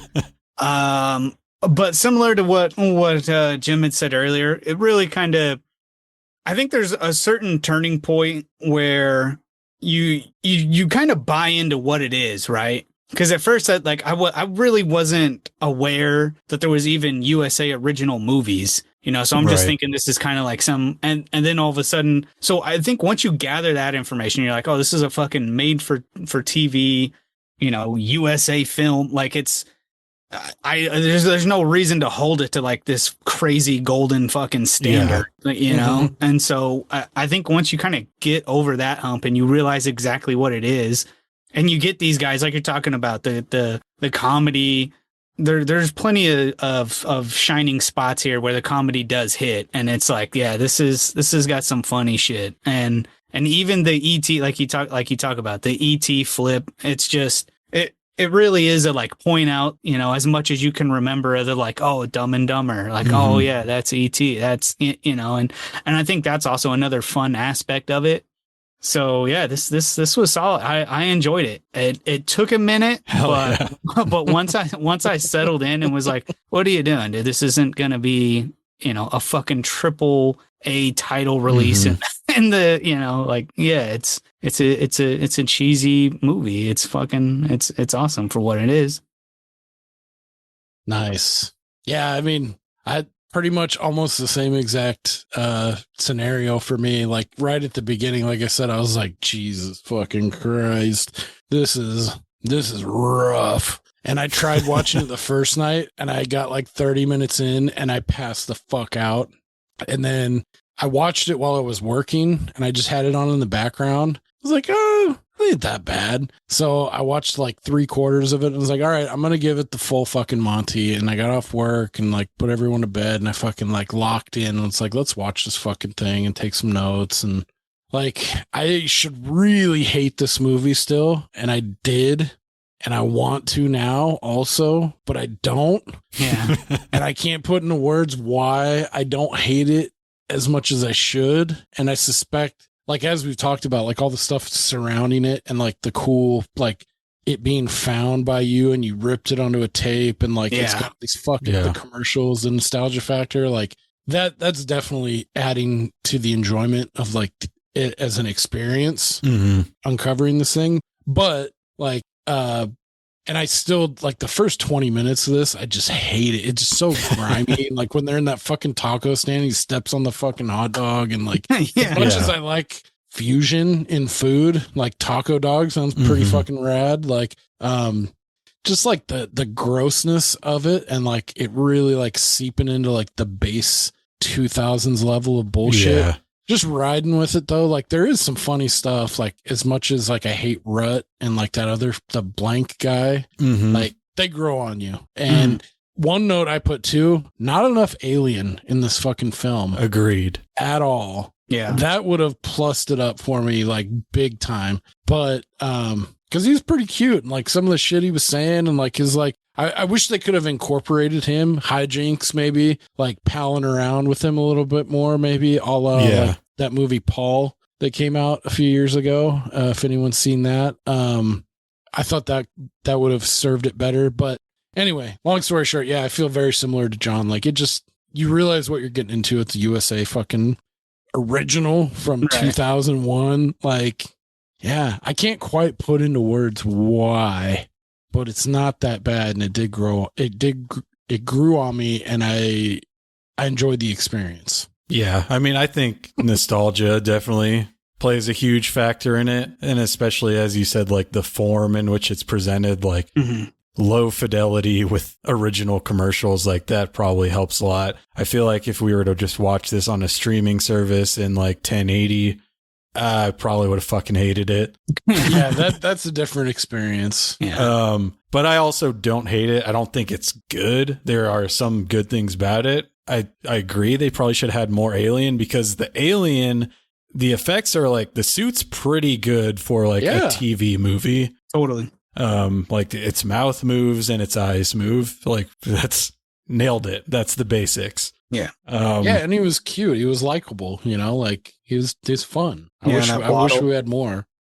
And I think my major problems with it are two like things that I completely glossed over in my notes. There are like two subplots that I didn't even touch on. There's like a whole thing with Mark Paul Gosselaar's brother-in-law like finds the ray gun and is trying to sell it. Like, that drags it down. And then that dude Cosmo gets kidnapped by the paper boys. I didn't even mention his name once because I just did not give a fuck about that. Yeah, he just gets the shitty end of the stick the entire movie. Yeah, dude, all those stomach, like the ADR they used for this, like in the stomach gurgles and like his affliction was brutal. Yeah. So, you know, it's 2 out of 5. It's whatever. Like, I've seen way worse things. I've seen way better things. I don't foresee myself watching this again anytime soon. Yeah. But that being said, I've probably seen it like 5 times throughout my life. So it can't be that bad. Dude, I just kept getting images in my head of like Chris in 2001 as a kid, just like running to the couch like, oh, beer money's on. Like that. You must understand that is what happened. Yeah. Whatever commercials for this, like the weeks leading up to it, I was like, I have to watch and record Beer Money on June 19th, 2001. It's going to change my life.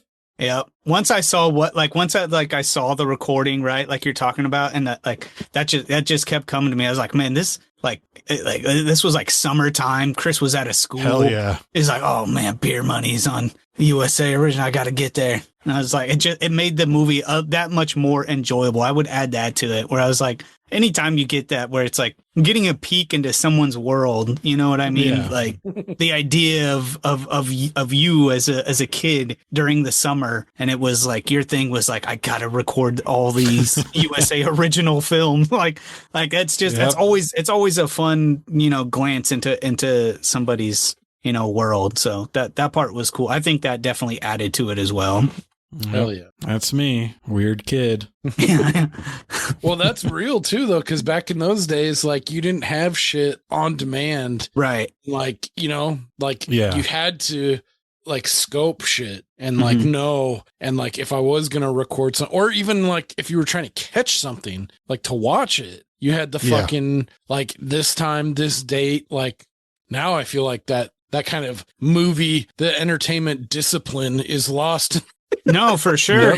Because there wasn't even a guide during this time, right? Like, because before you had like your regular TV guide, but it wasn't like with cable where you could hit guide and see like time slots. Yeah. Right. And like what was coming up. You had like the preview channel that you had to fucking sit and wait your ass for it to scroll down. Like that was like new school. I remember like being mesmerized by the preview channel. Yeah. Like, just zoning out. It was amazing. That was the equivalent of, you know, getting on Netflix and scrolling through, like, what am I going to watch? Yeah. That was that with the preview channel, just scrolling through, like, okay, what's, and then like, dude, like mapping shit out. Dude, I remember when I was a kid in the summertime and like going to my grandma's house and shit and spending the night and having full run of like the TV and having the TV guide and like circling shit at like 2:15 a.m. This is coming on TNT and like shit like that. Like it conjured those kinds of memories too that were a lot of fun. Like, oh yeah. when you're, like have your 1 foot in analog, 1 foot in digital still Yeah, I mean, I watched that TV guide channel for hours at a time, just watching it scroll and like hoping something good would come on. And recently we were watching some of my significant others like home videos, and I guess her dad had taped over some of it. And part of it is like just the scrolling of the TV guide channel. So I'm awesome. Definitely going to go back and like snag that and be like, oh shit. In 2002, they were playing fucking God knows what on Cinemax. Yeah. Dude, I remember the preview channel used to have, so it was like you put it on the preview channel and it had all the channels and it'd scroll through like you would with the menu on cable, but you couldn't do it manually. It would just scroll through. You just have to watch it. But then in the top left, they would have previews play for whatever the fuck. Like it'd be like, okay, coming up on August 29th on HBO. Dude, there's one movie in particular. I can't remember the movie, but it was like a direct to HBO or Cinemax movie that Anna Nicole Smith was in like 96, where she's like, it was like a knockoff Barbed Wire. Like she's like a helicopter. It was like an action thing. Dude, that specific movie, I went like that one summer, I went through the preview channel so much that I still think sometimes oddly, like I have that memory. And I don't know what the fuck that movie is. I actually added that to my watch list on Letterboxd not that long ago. So now I'm scrolling to see what it was called so I can tell you, because it was like Skyscraper or some stupid shit like that. It might not be the same one, but on the cover, she's like, you know, doing that typical, like, I'm holding a gun, like, to the limit. Maybe that was it. I can't even remember. I'd have to like sit down and watch that trailer, and it would come back to me just the way like the Miss Cleo or the fucking Cranberry Almond Crunch did when I watched Beer Money. Which, by the way, I made this note. I want to read this to the second Miss Cleo commercial spot that we get.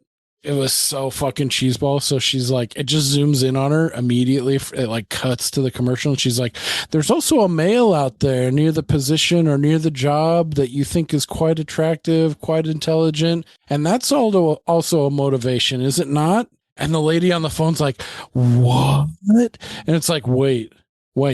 Someone you work with that you think is attractive. It's like, that's cold reading, like 101. It's like, yeah, you're really going out on a fucking limb, lady, that a woman at work might be interested in a dude that's somewhat attractive at your job. And she's like, now we're getting to the good stuff, as they say.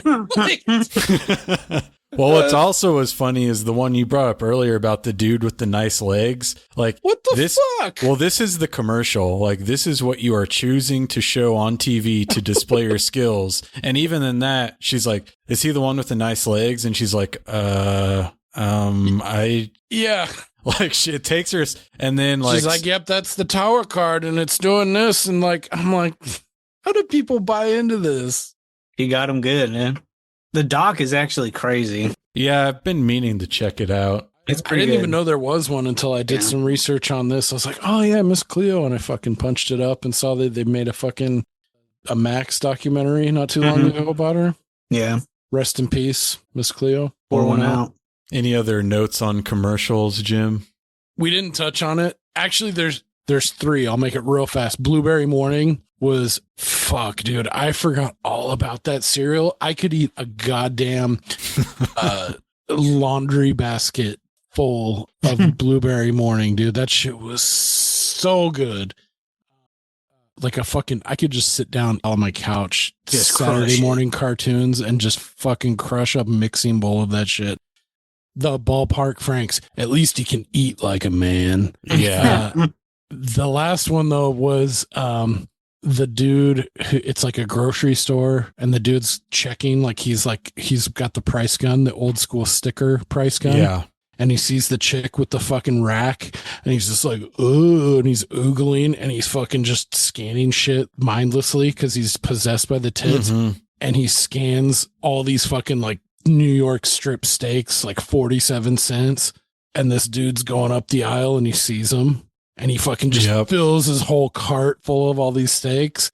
And then he goes through the checkout, and the checker's like, what? And then it's like, it's a fridge commercial. It's like a Sears fridge commercial. Yeah, Sears, like, you need a new fridge. Come on down to Sears. I was like, dude, that's so like late 90s, 2000s. Like, just the aesthetic and like everything it was going for. I was like, dude, that's what rockin' tits will do to you, dude. You got to get a fridge.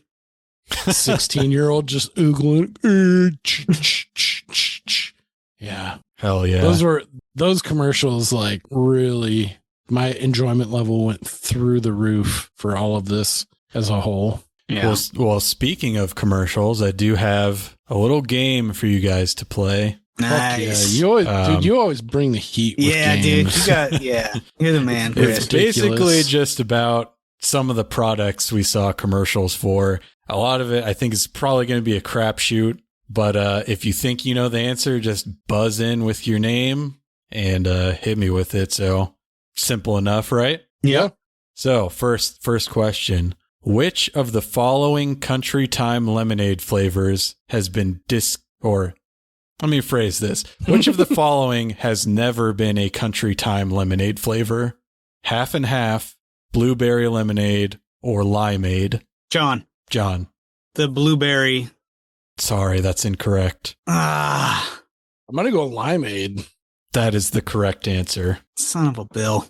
You know, I was kind of surprised because you would think that at some point, like, that's the next logical one, but they're probably just like so loyal to lemons. No limes. I was thinking in my mind's eye, I was like, I distinctly only I don't even remember, like, from the commercial, the fucking with the iced tea. I was like, that's fucking wild. They fucking beat Arnie Palmer's to the punch. But I specifically remember burned into my brain was just straight lemonade and the pink lemonade that they did. Because my dad used to work construction, and those fuckers, they were fiends for Country Time.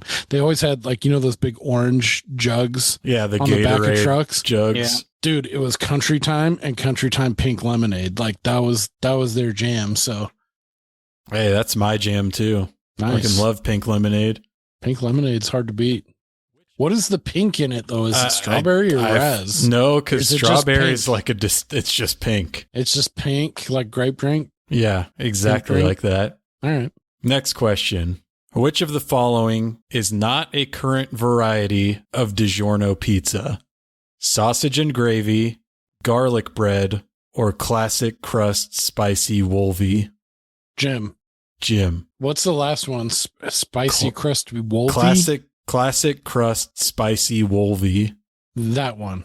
That is incorrect. Fuck. All right.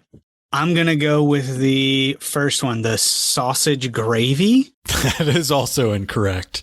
I was like, that's too obvious for it to be that, because I feel like it has to be that, but it can't, though. They have discontinued garlic bread pizza, and the last one is like a promotional for Deadpool and Wolverine. Oh, okay. That should have jumped right off the page, but I was like, I couldn't for the life of me. I was like, what's fucking Wolvie? Is that some Midwestern fucking delicacy that they fucking... Dude, I was like garlic bread pizza. There's no way you don't... You cut out garlic bread. You would think. I mean, you'd think they're insane to do so. Chris is slippery. You got to be thinking right brain or left, whatever brain it is that's the unorthodox side. You got to be thinking wild. No points on that one. 1-0, Jim. The next one. Which of the following hot dog brands has not been discontinued? SK, Hoffy, or Brian Wieners? Jim. SK. Incorrect. Fuck. I've never heard of any of these three. Me neither. I'm gonna go. I was waiting for bar. I was waiting for bar S. Come on. So John is correct. The answer is Hoffy. Nice. SK is like I want to say it was the Baltimore Orioles like stadium hot dog that they don't make anymore, but yeah, Hoffy still in business. Damn. I don't even holding strong. All tied up 1-1. All right. Which of these was not a flavor of Surpass Antacid chewing gum? Fuck. Cinnamon, wintergreen, or fruit? John. Fruit. That is incorrect. Jim, what was the not cinnamon one? Wintergreen. I'm gonna go wintergreen. That is also incorrect. Fuck. Cinnamon, really? That's such a classic gum flavor. I know. I was gonna go cinnamon, but I was like, no, this fucker plays hard. He plays hardball, Yeah. so maybe it's like the most obvious that would be still around. Obviously, I was a child, so like I wasn't in the market for antacid gum at the time. So I have no memory of this, but after watching the commercial, apparently it was only on the market for like a year because like no one fucking wanted that. They just weren't selling any. I mean, fuck, being older now and like, it would be nice to have a fucking antacid gum on board sometimes instead of fucking like, do we have any Tums? Like, fuck. Who stocks Tums regularly? Although I will say, like, the yogurt blends are fucking nice. Yeah, those ones are bomb. Which of these phone services is no longer in operation? 1-800-CALL-ATT, 1010-220, or 1-800-COLLECT? John. If this is wrong, it's got to be 1010-220. That's wrong. No.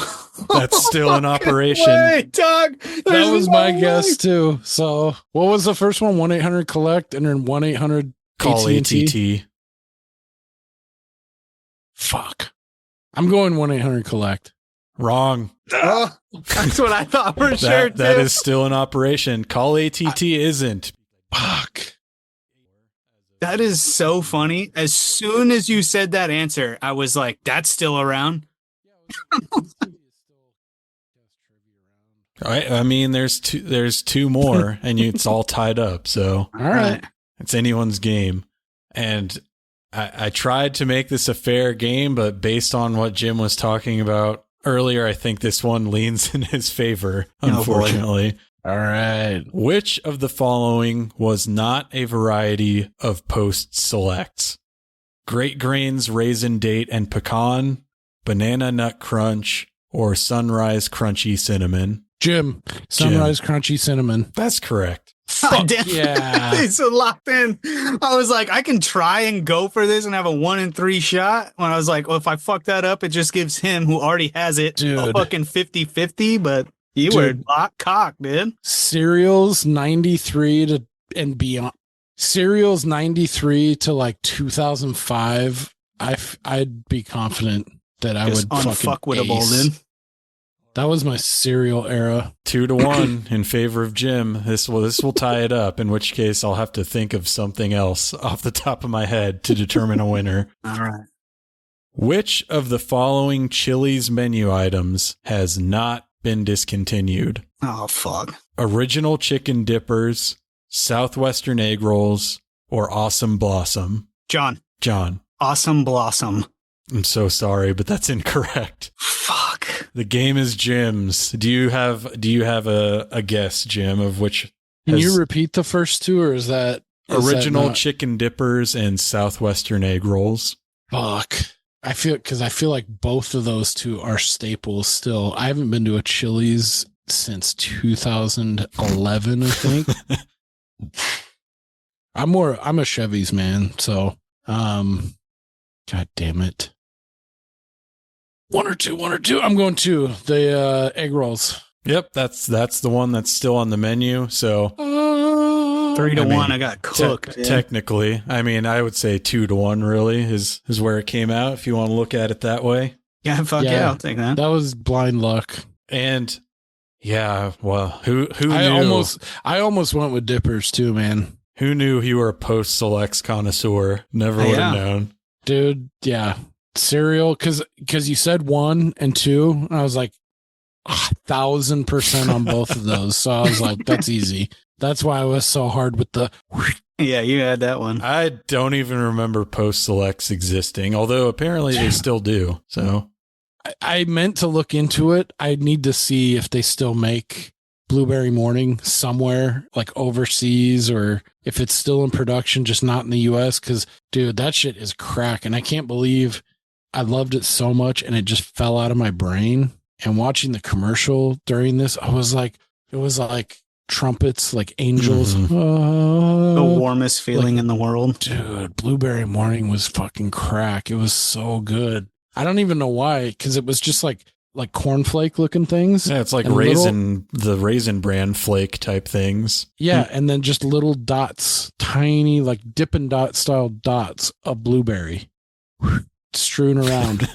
But the flakes, they did something to the flakes. They were like bomb. They were like Soylent Green is people. Yeah, maybe it was, dude. Fuck, maybe that was the hook. More of a Count Chocula man myself. Okay.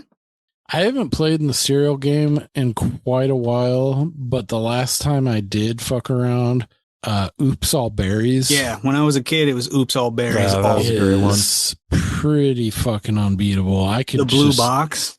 I don't care if I'm ripping up the fucking roof of my mouth. Like that's worth it. Yeah. I love the pain. So with that was 2001's Beer Money. Thank you guys for coming on and breathing life into this dead format with me. Tell the fine folks out there where they can find you and anything you've got in the works. John Dog? Yeah. So right now, twitch.tv/kinetic onslaught spelled wrong is where you can find me. Again, I would feel terrible if I didn't take the time to plug Cinemigos, as you know, I was a part of that for a long time, and those are great guys. So make sure you check that out, the Cinemigos.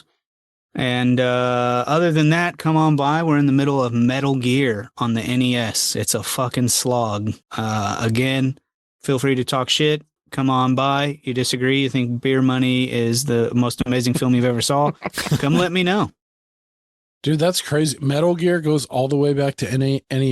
Mm-hmm. The first one was Metal It was Gear. actually on the MSX, which is a it's some kind of like. So it's sort of like a personal computer / game system that was very popular only in Japan. Like it's a format of computers. Like Sony had an MSX, Mitsubishi had an MSX. Okay. Yeah, Damn. I had never even heard of it. That's cool that you know, because when I was playing the game, people were like, "This game is amazing," and it's so unfortunate that you have to play it on the NES, because on the MSX, this shit was the future. And I was just like, Yeah. "Oh man, just another poor NES port that you gotta fucking slog through." Damn, that's crazy. I was just gonna ask John a fucking retro game question, and it just fell out of my fucking brain. Ugh. Oh, what's the system before Genesis, but it was like Genesis? Master System. System. Master System. Yeah.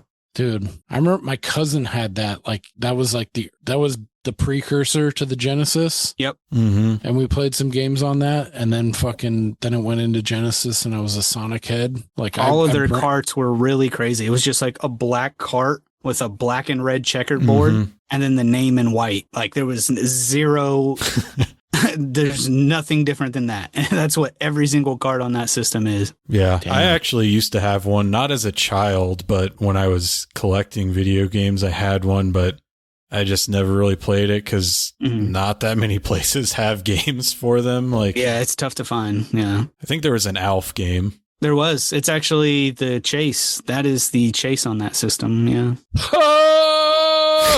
Yeah. Typical me to like, oh, I'm interested in this. Oh, that one's $500. Oh, Yeah, that's the fuck it. Chase for sure. It also Yeah. had a built-in game that was, it was like one of those Space Harrier type games, and it had okay. 3D glasses. They were very popular. That was, yeah. Yeah. What was the controller like on that thing? Was it just like this, the Genesis? It was more like an N. NES. It was like a square With the or two. rectangle. Yeah. Interesting. I'm feeling a bit peckish. Is there a KFC around? Hell yeah.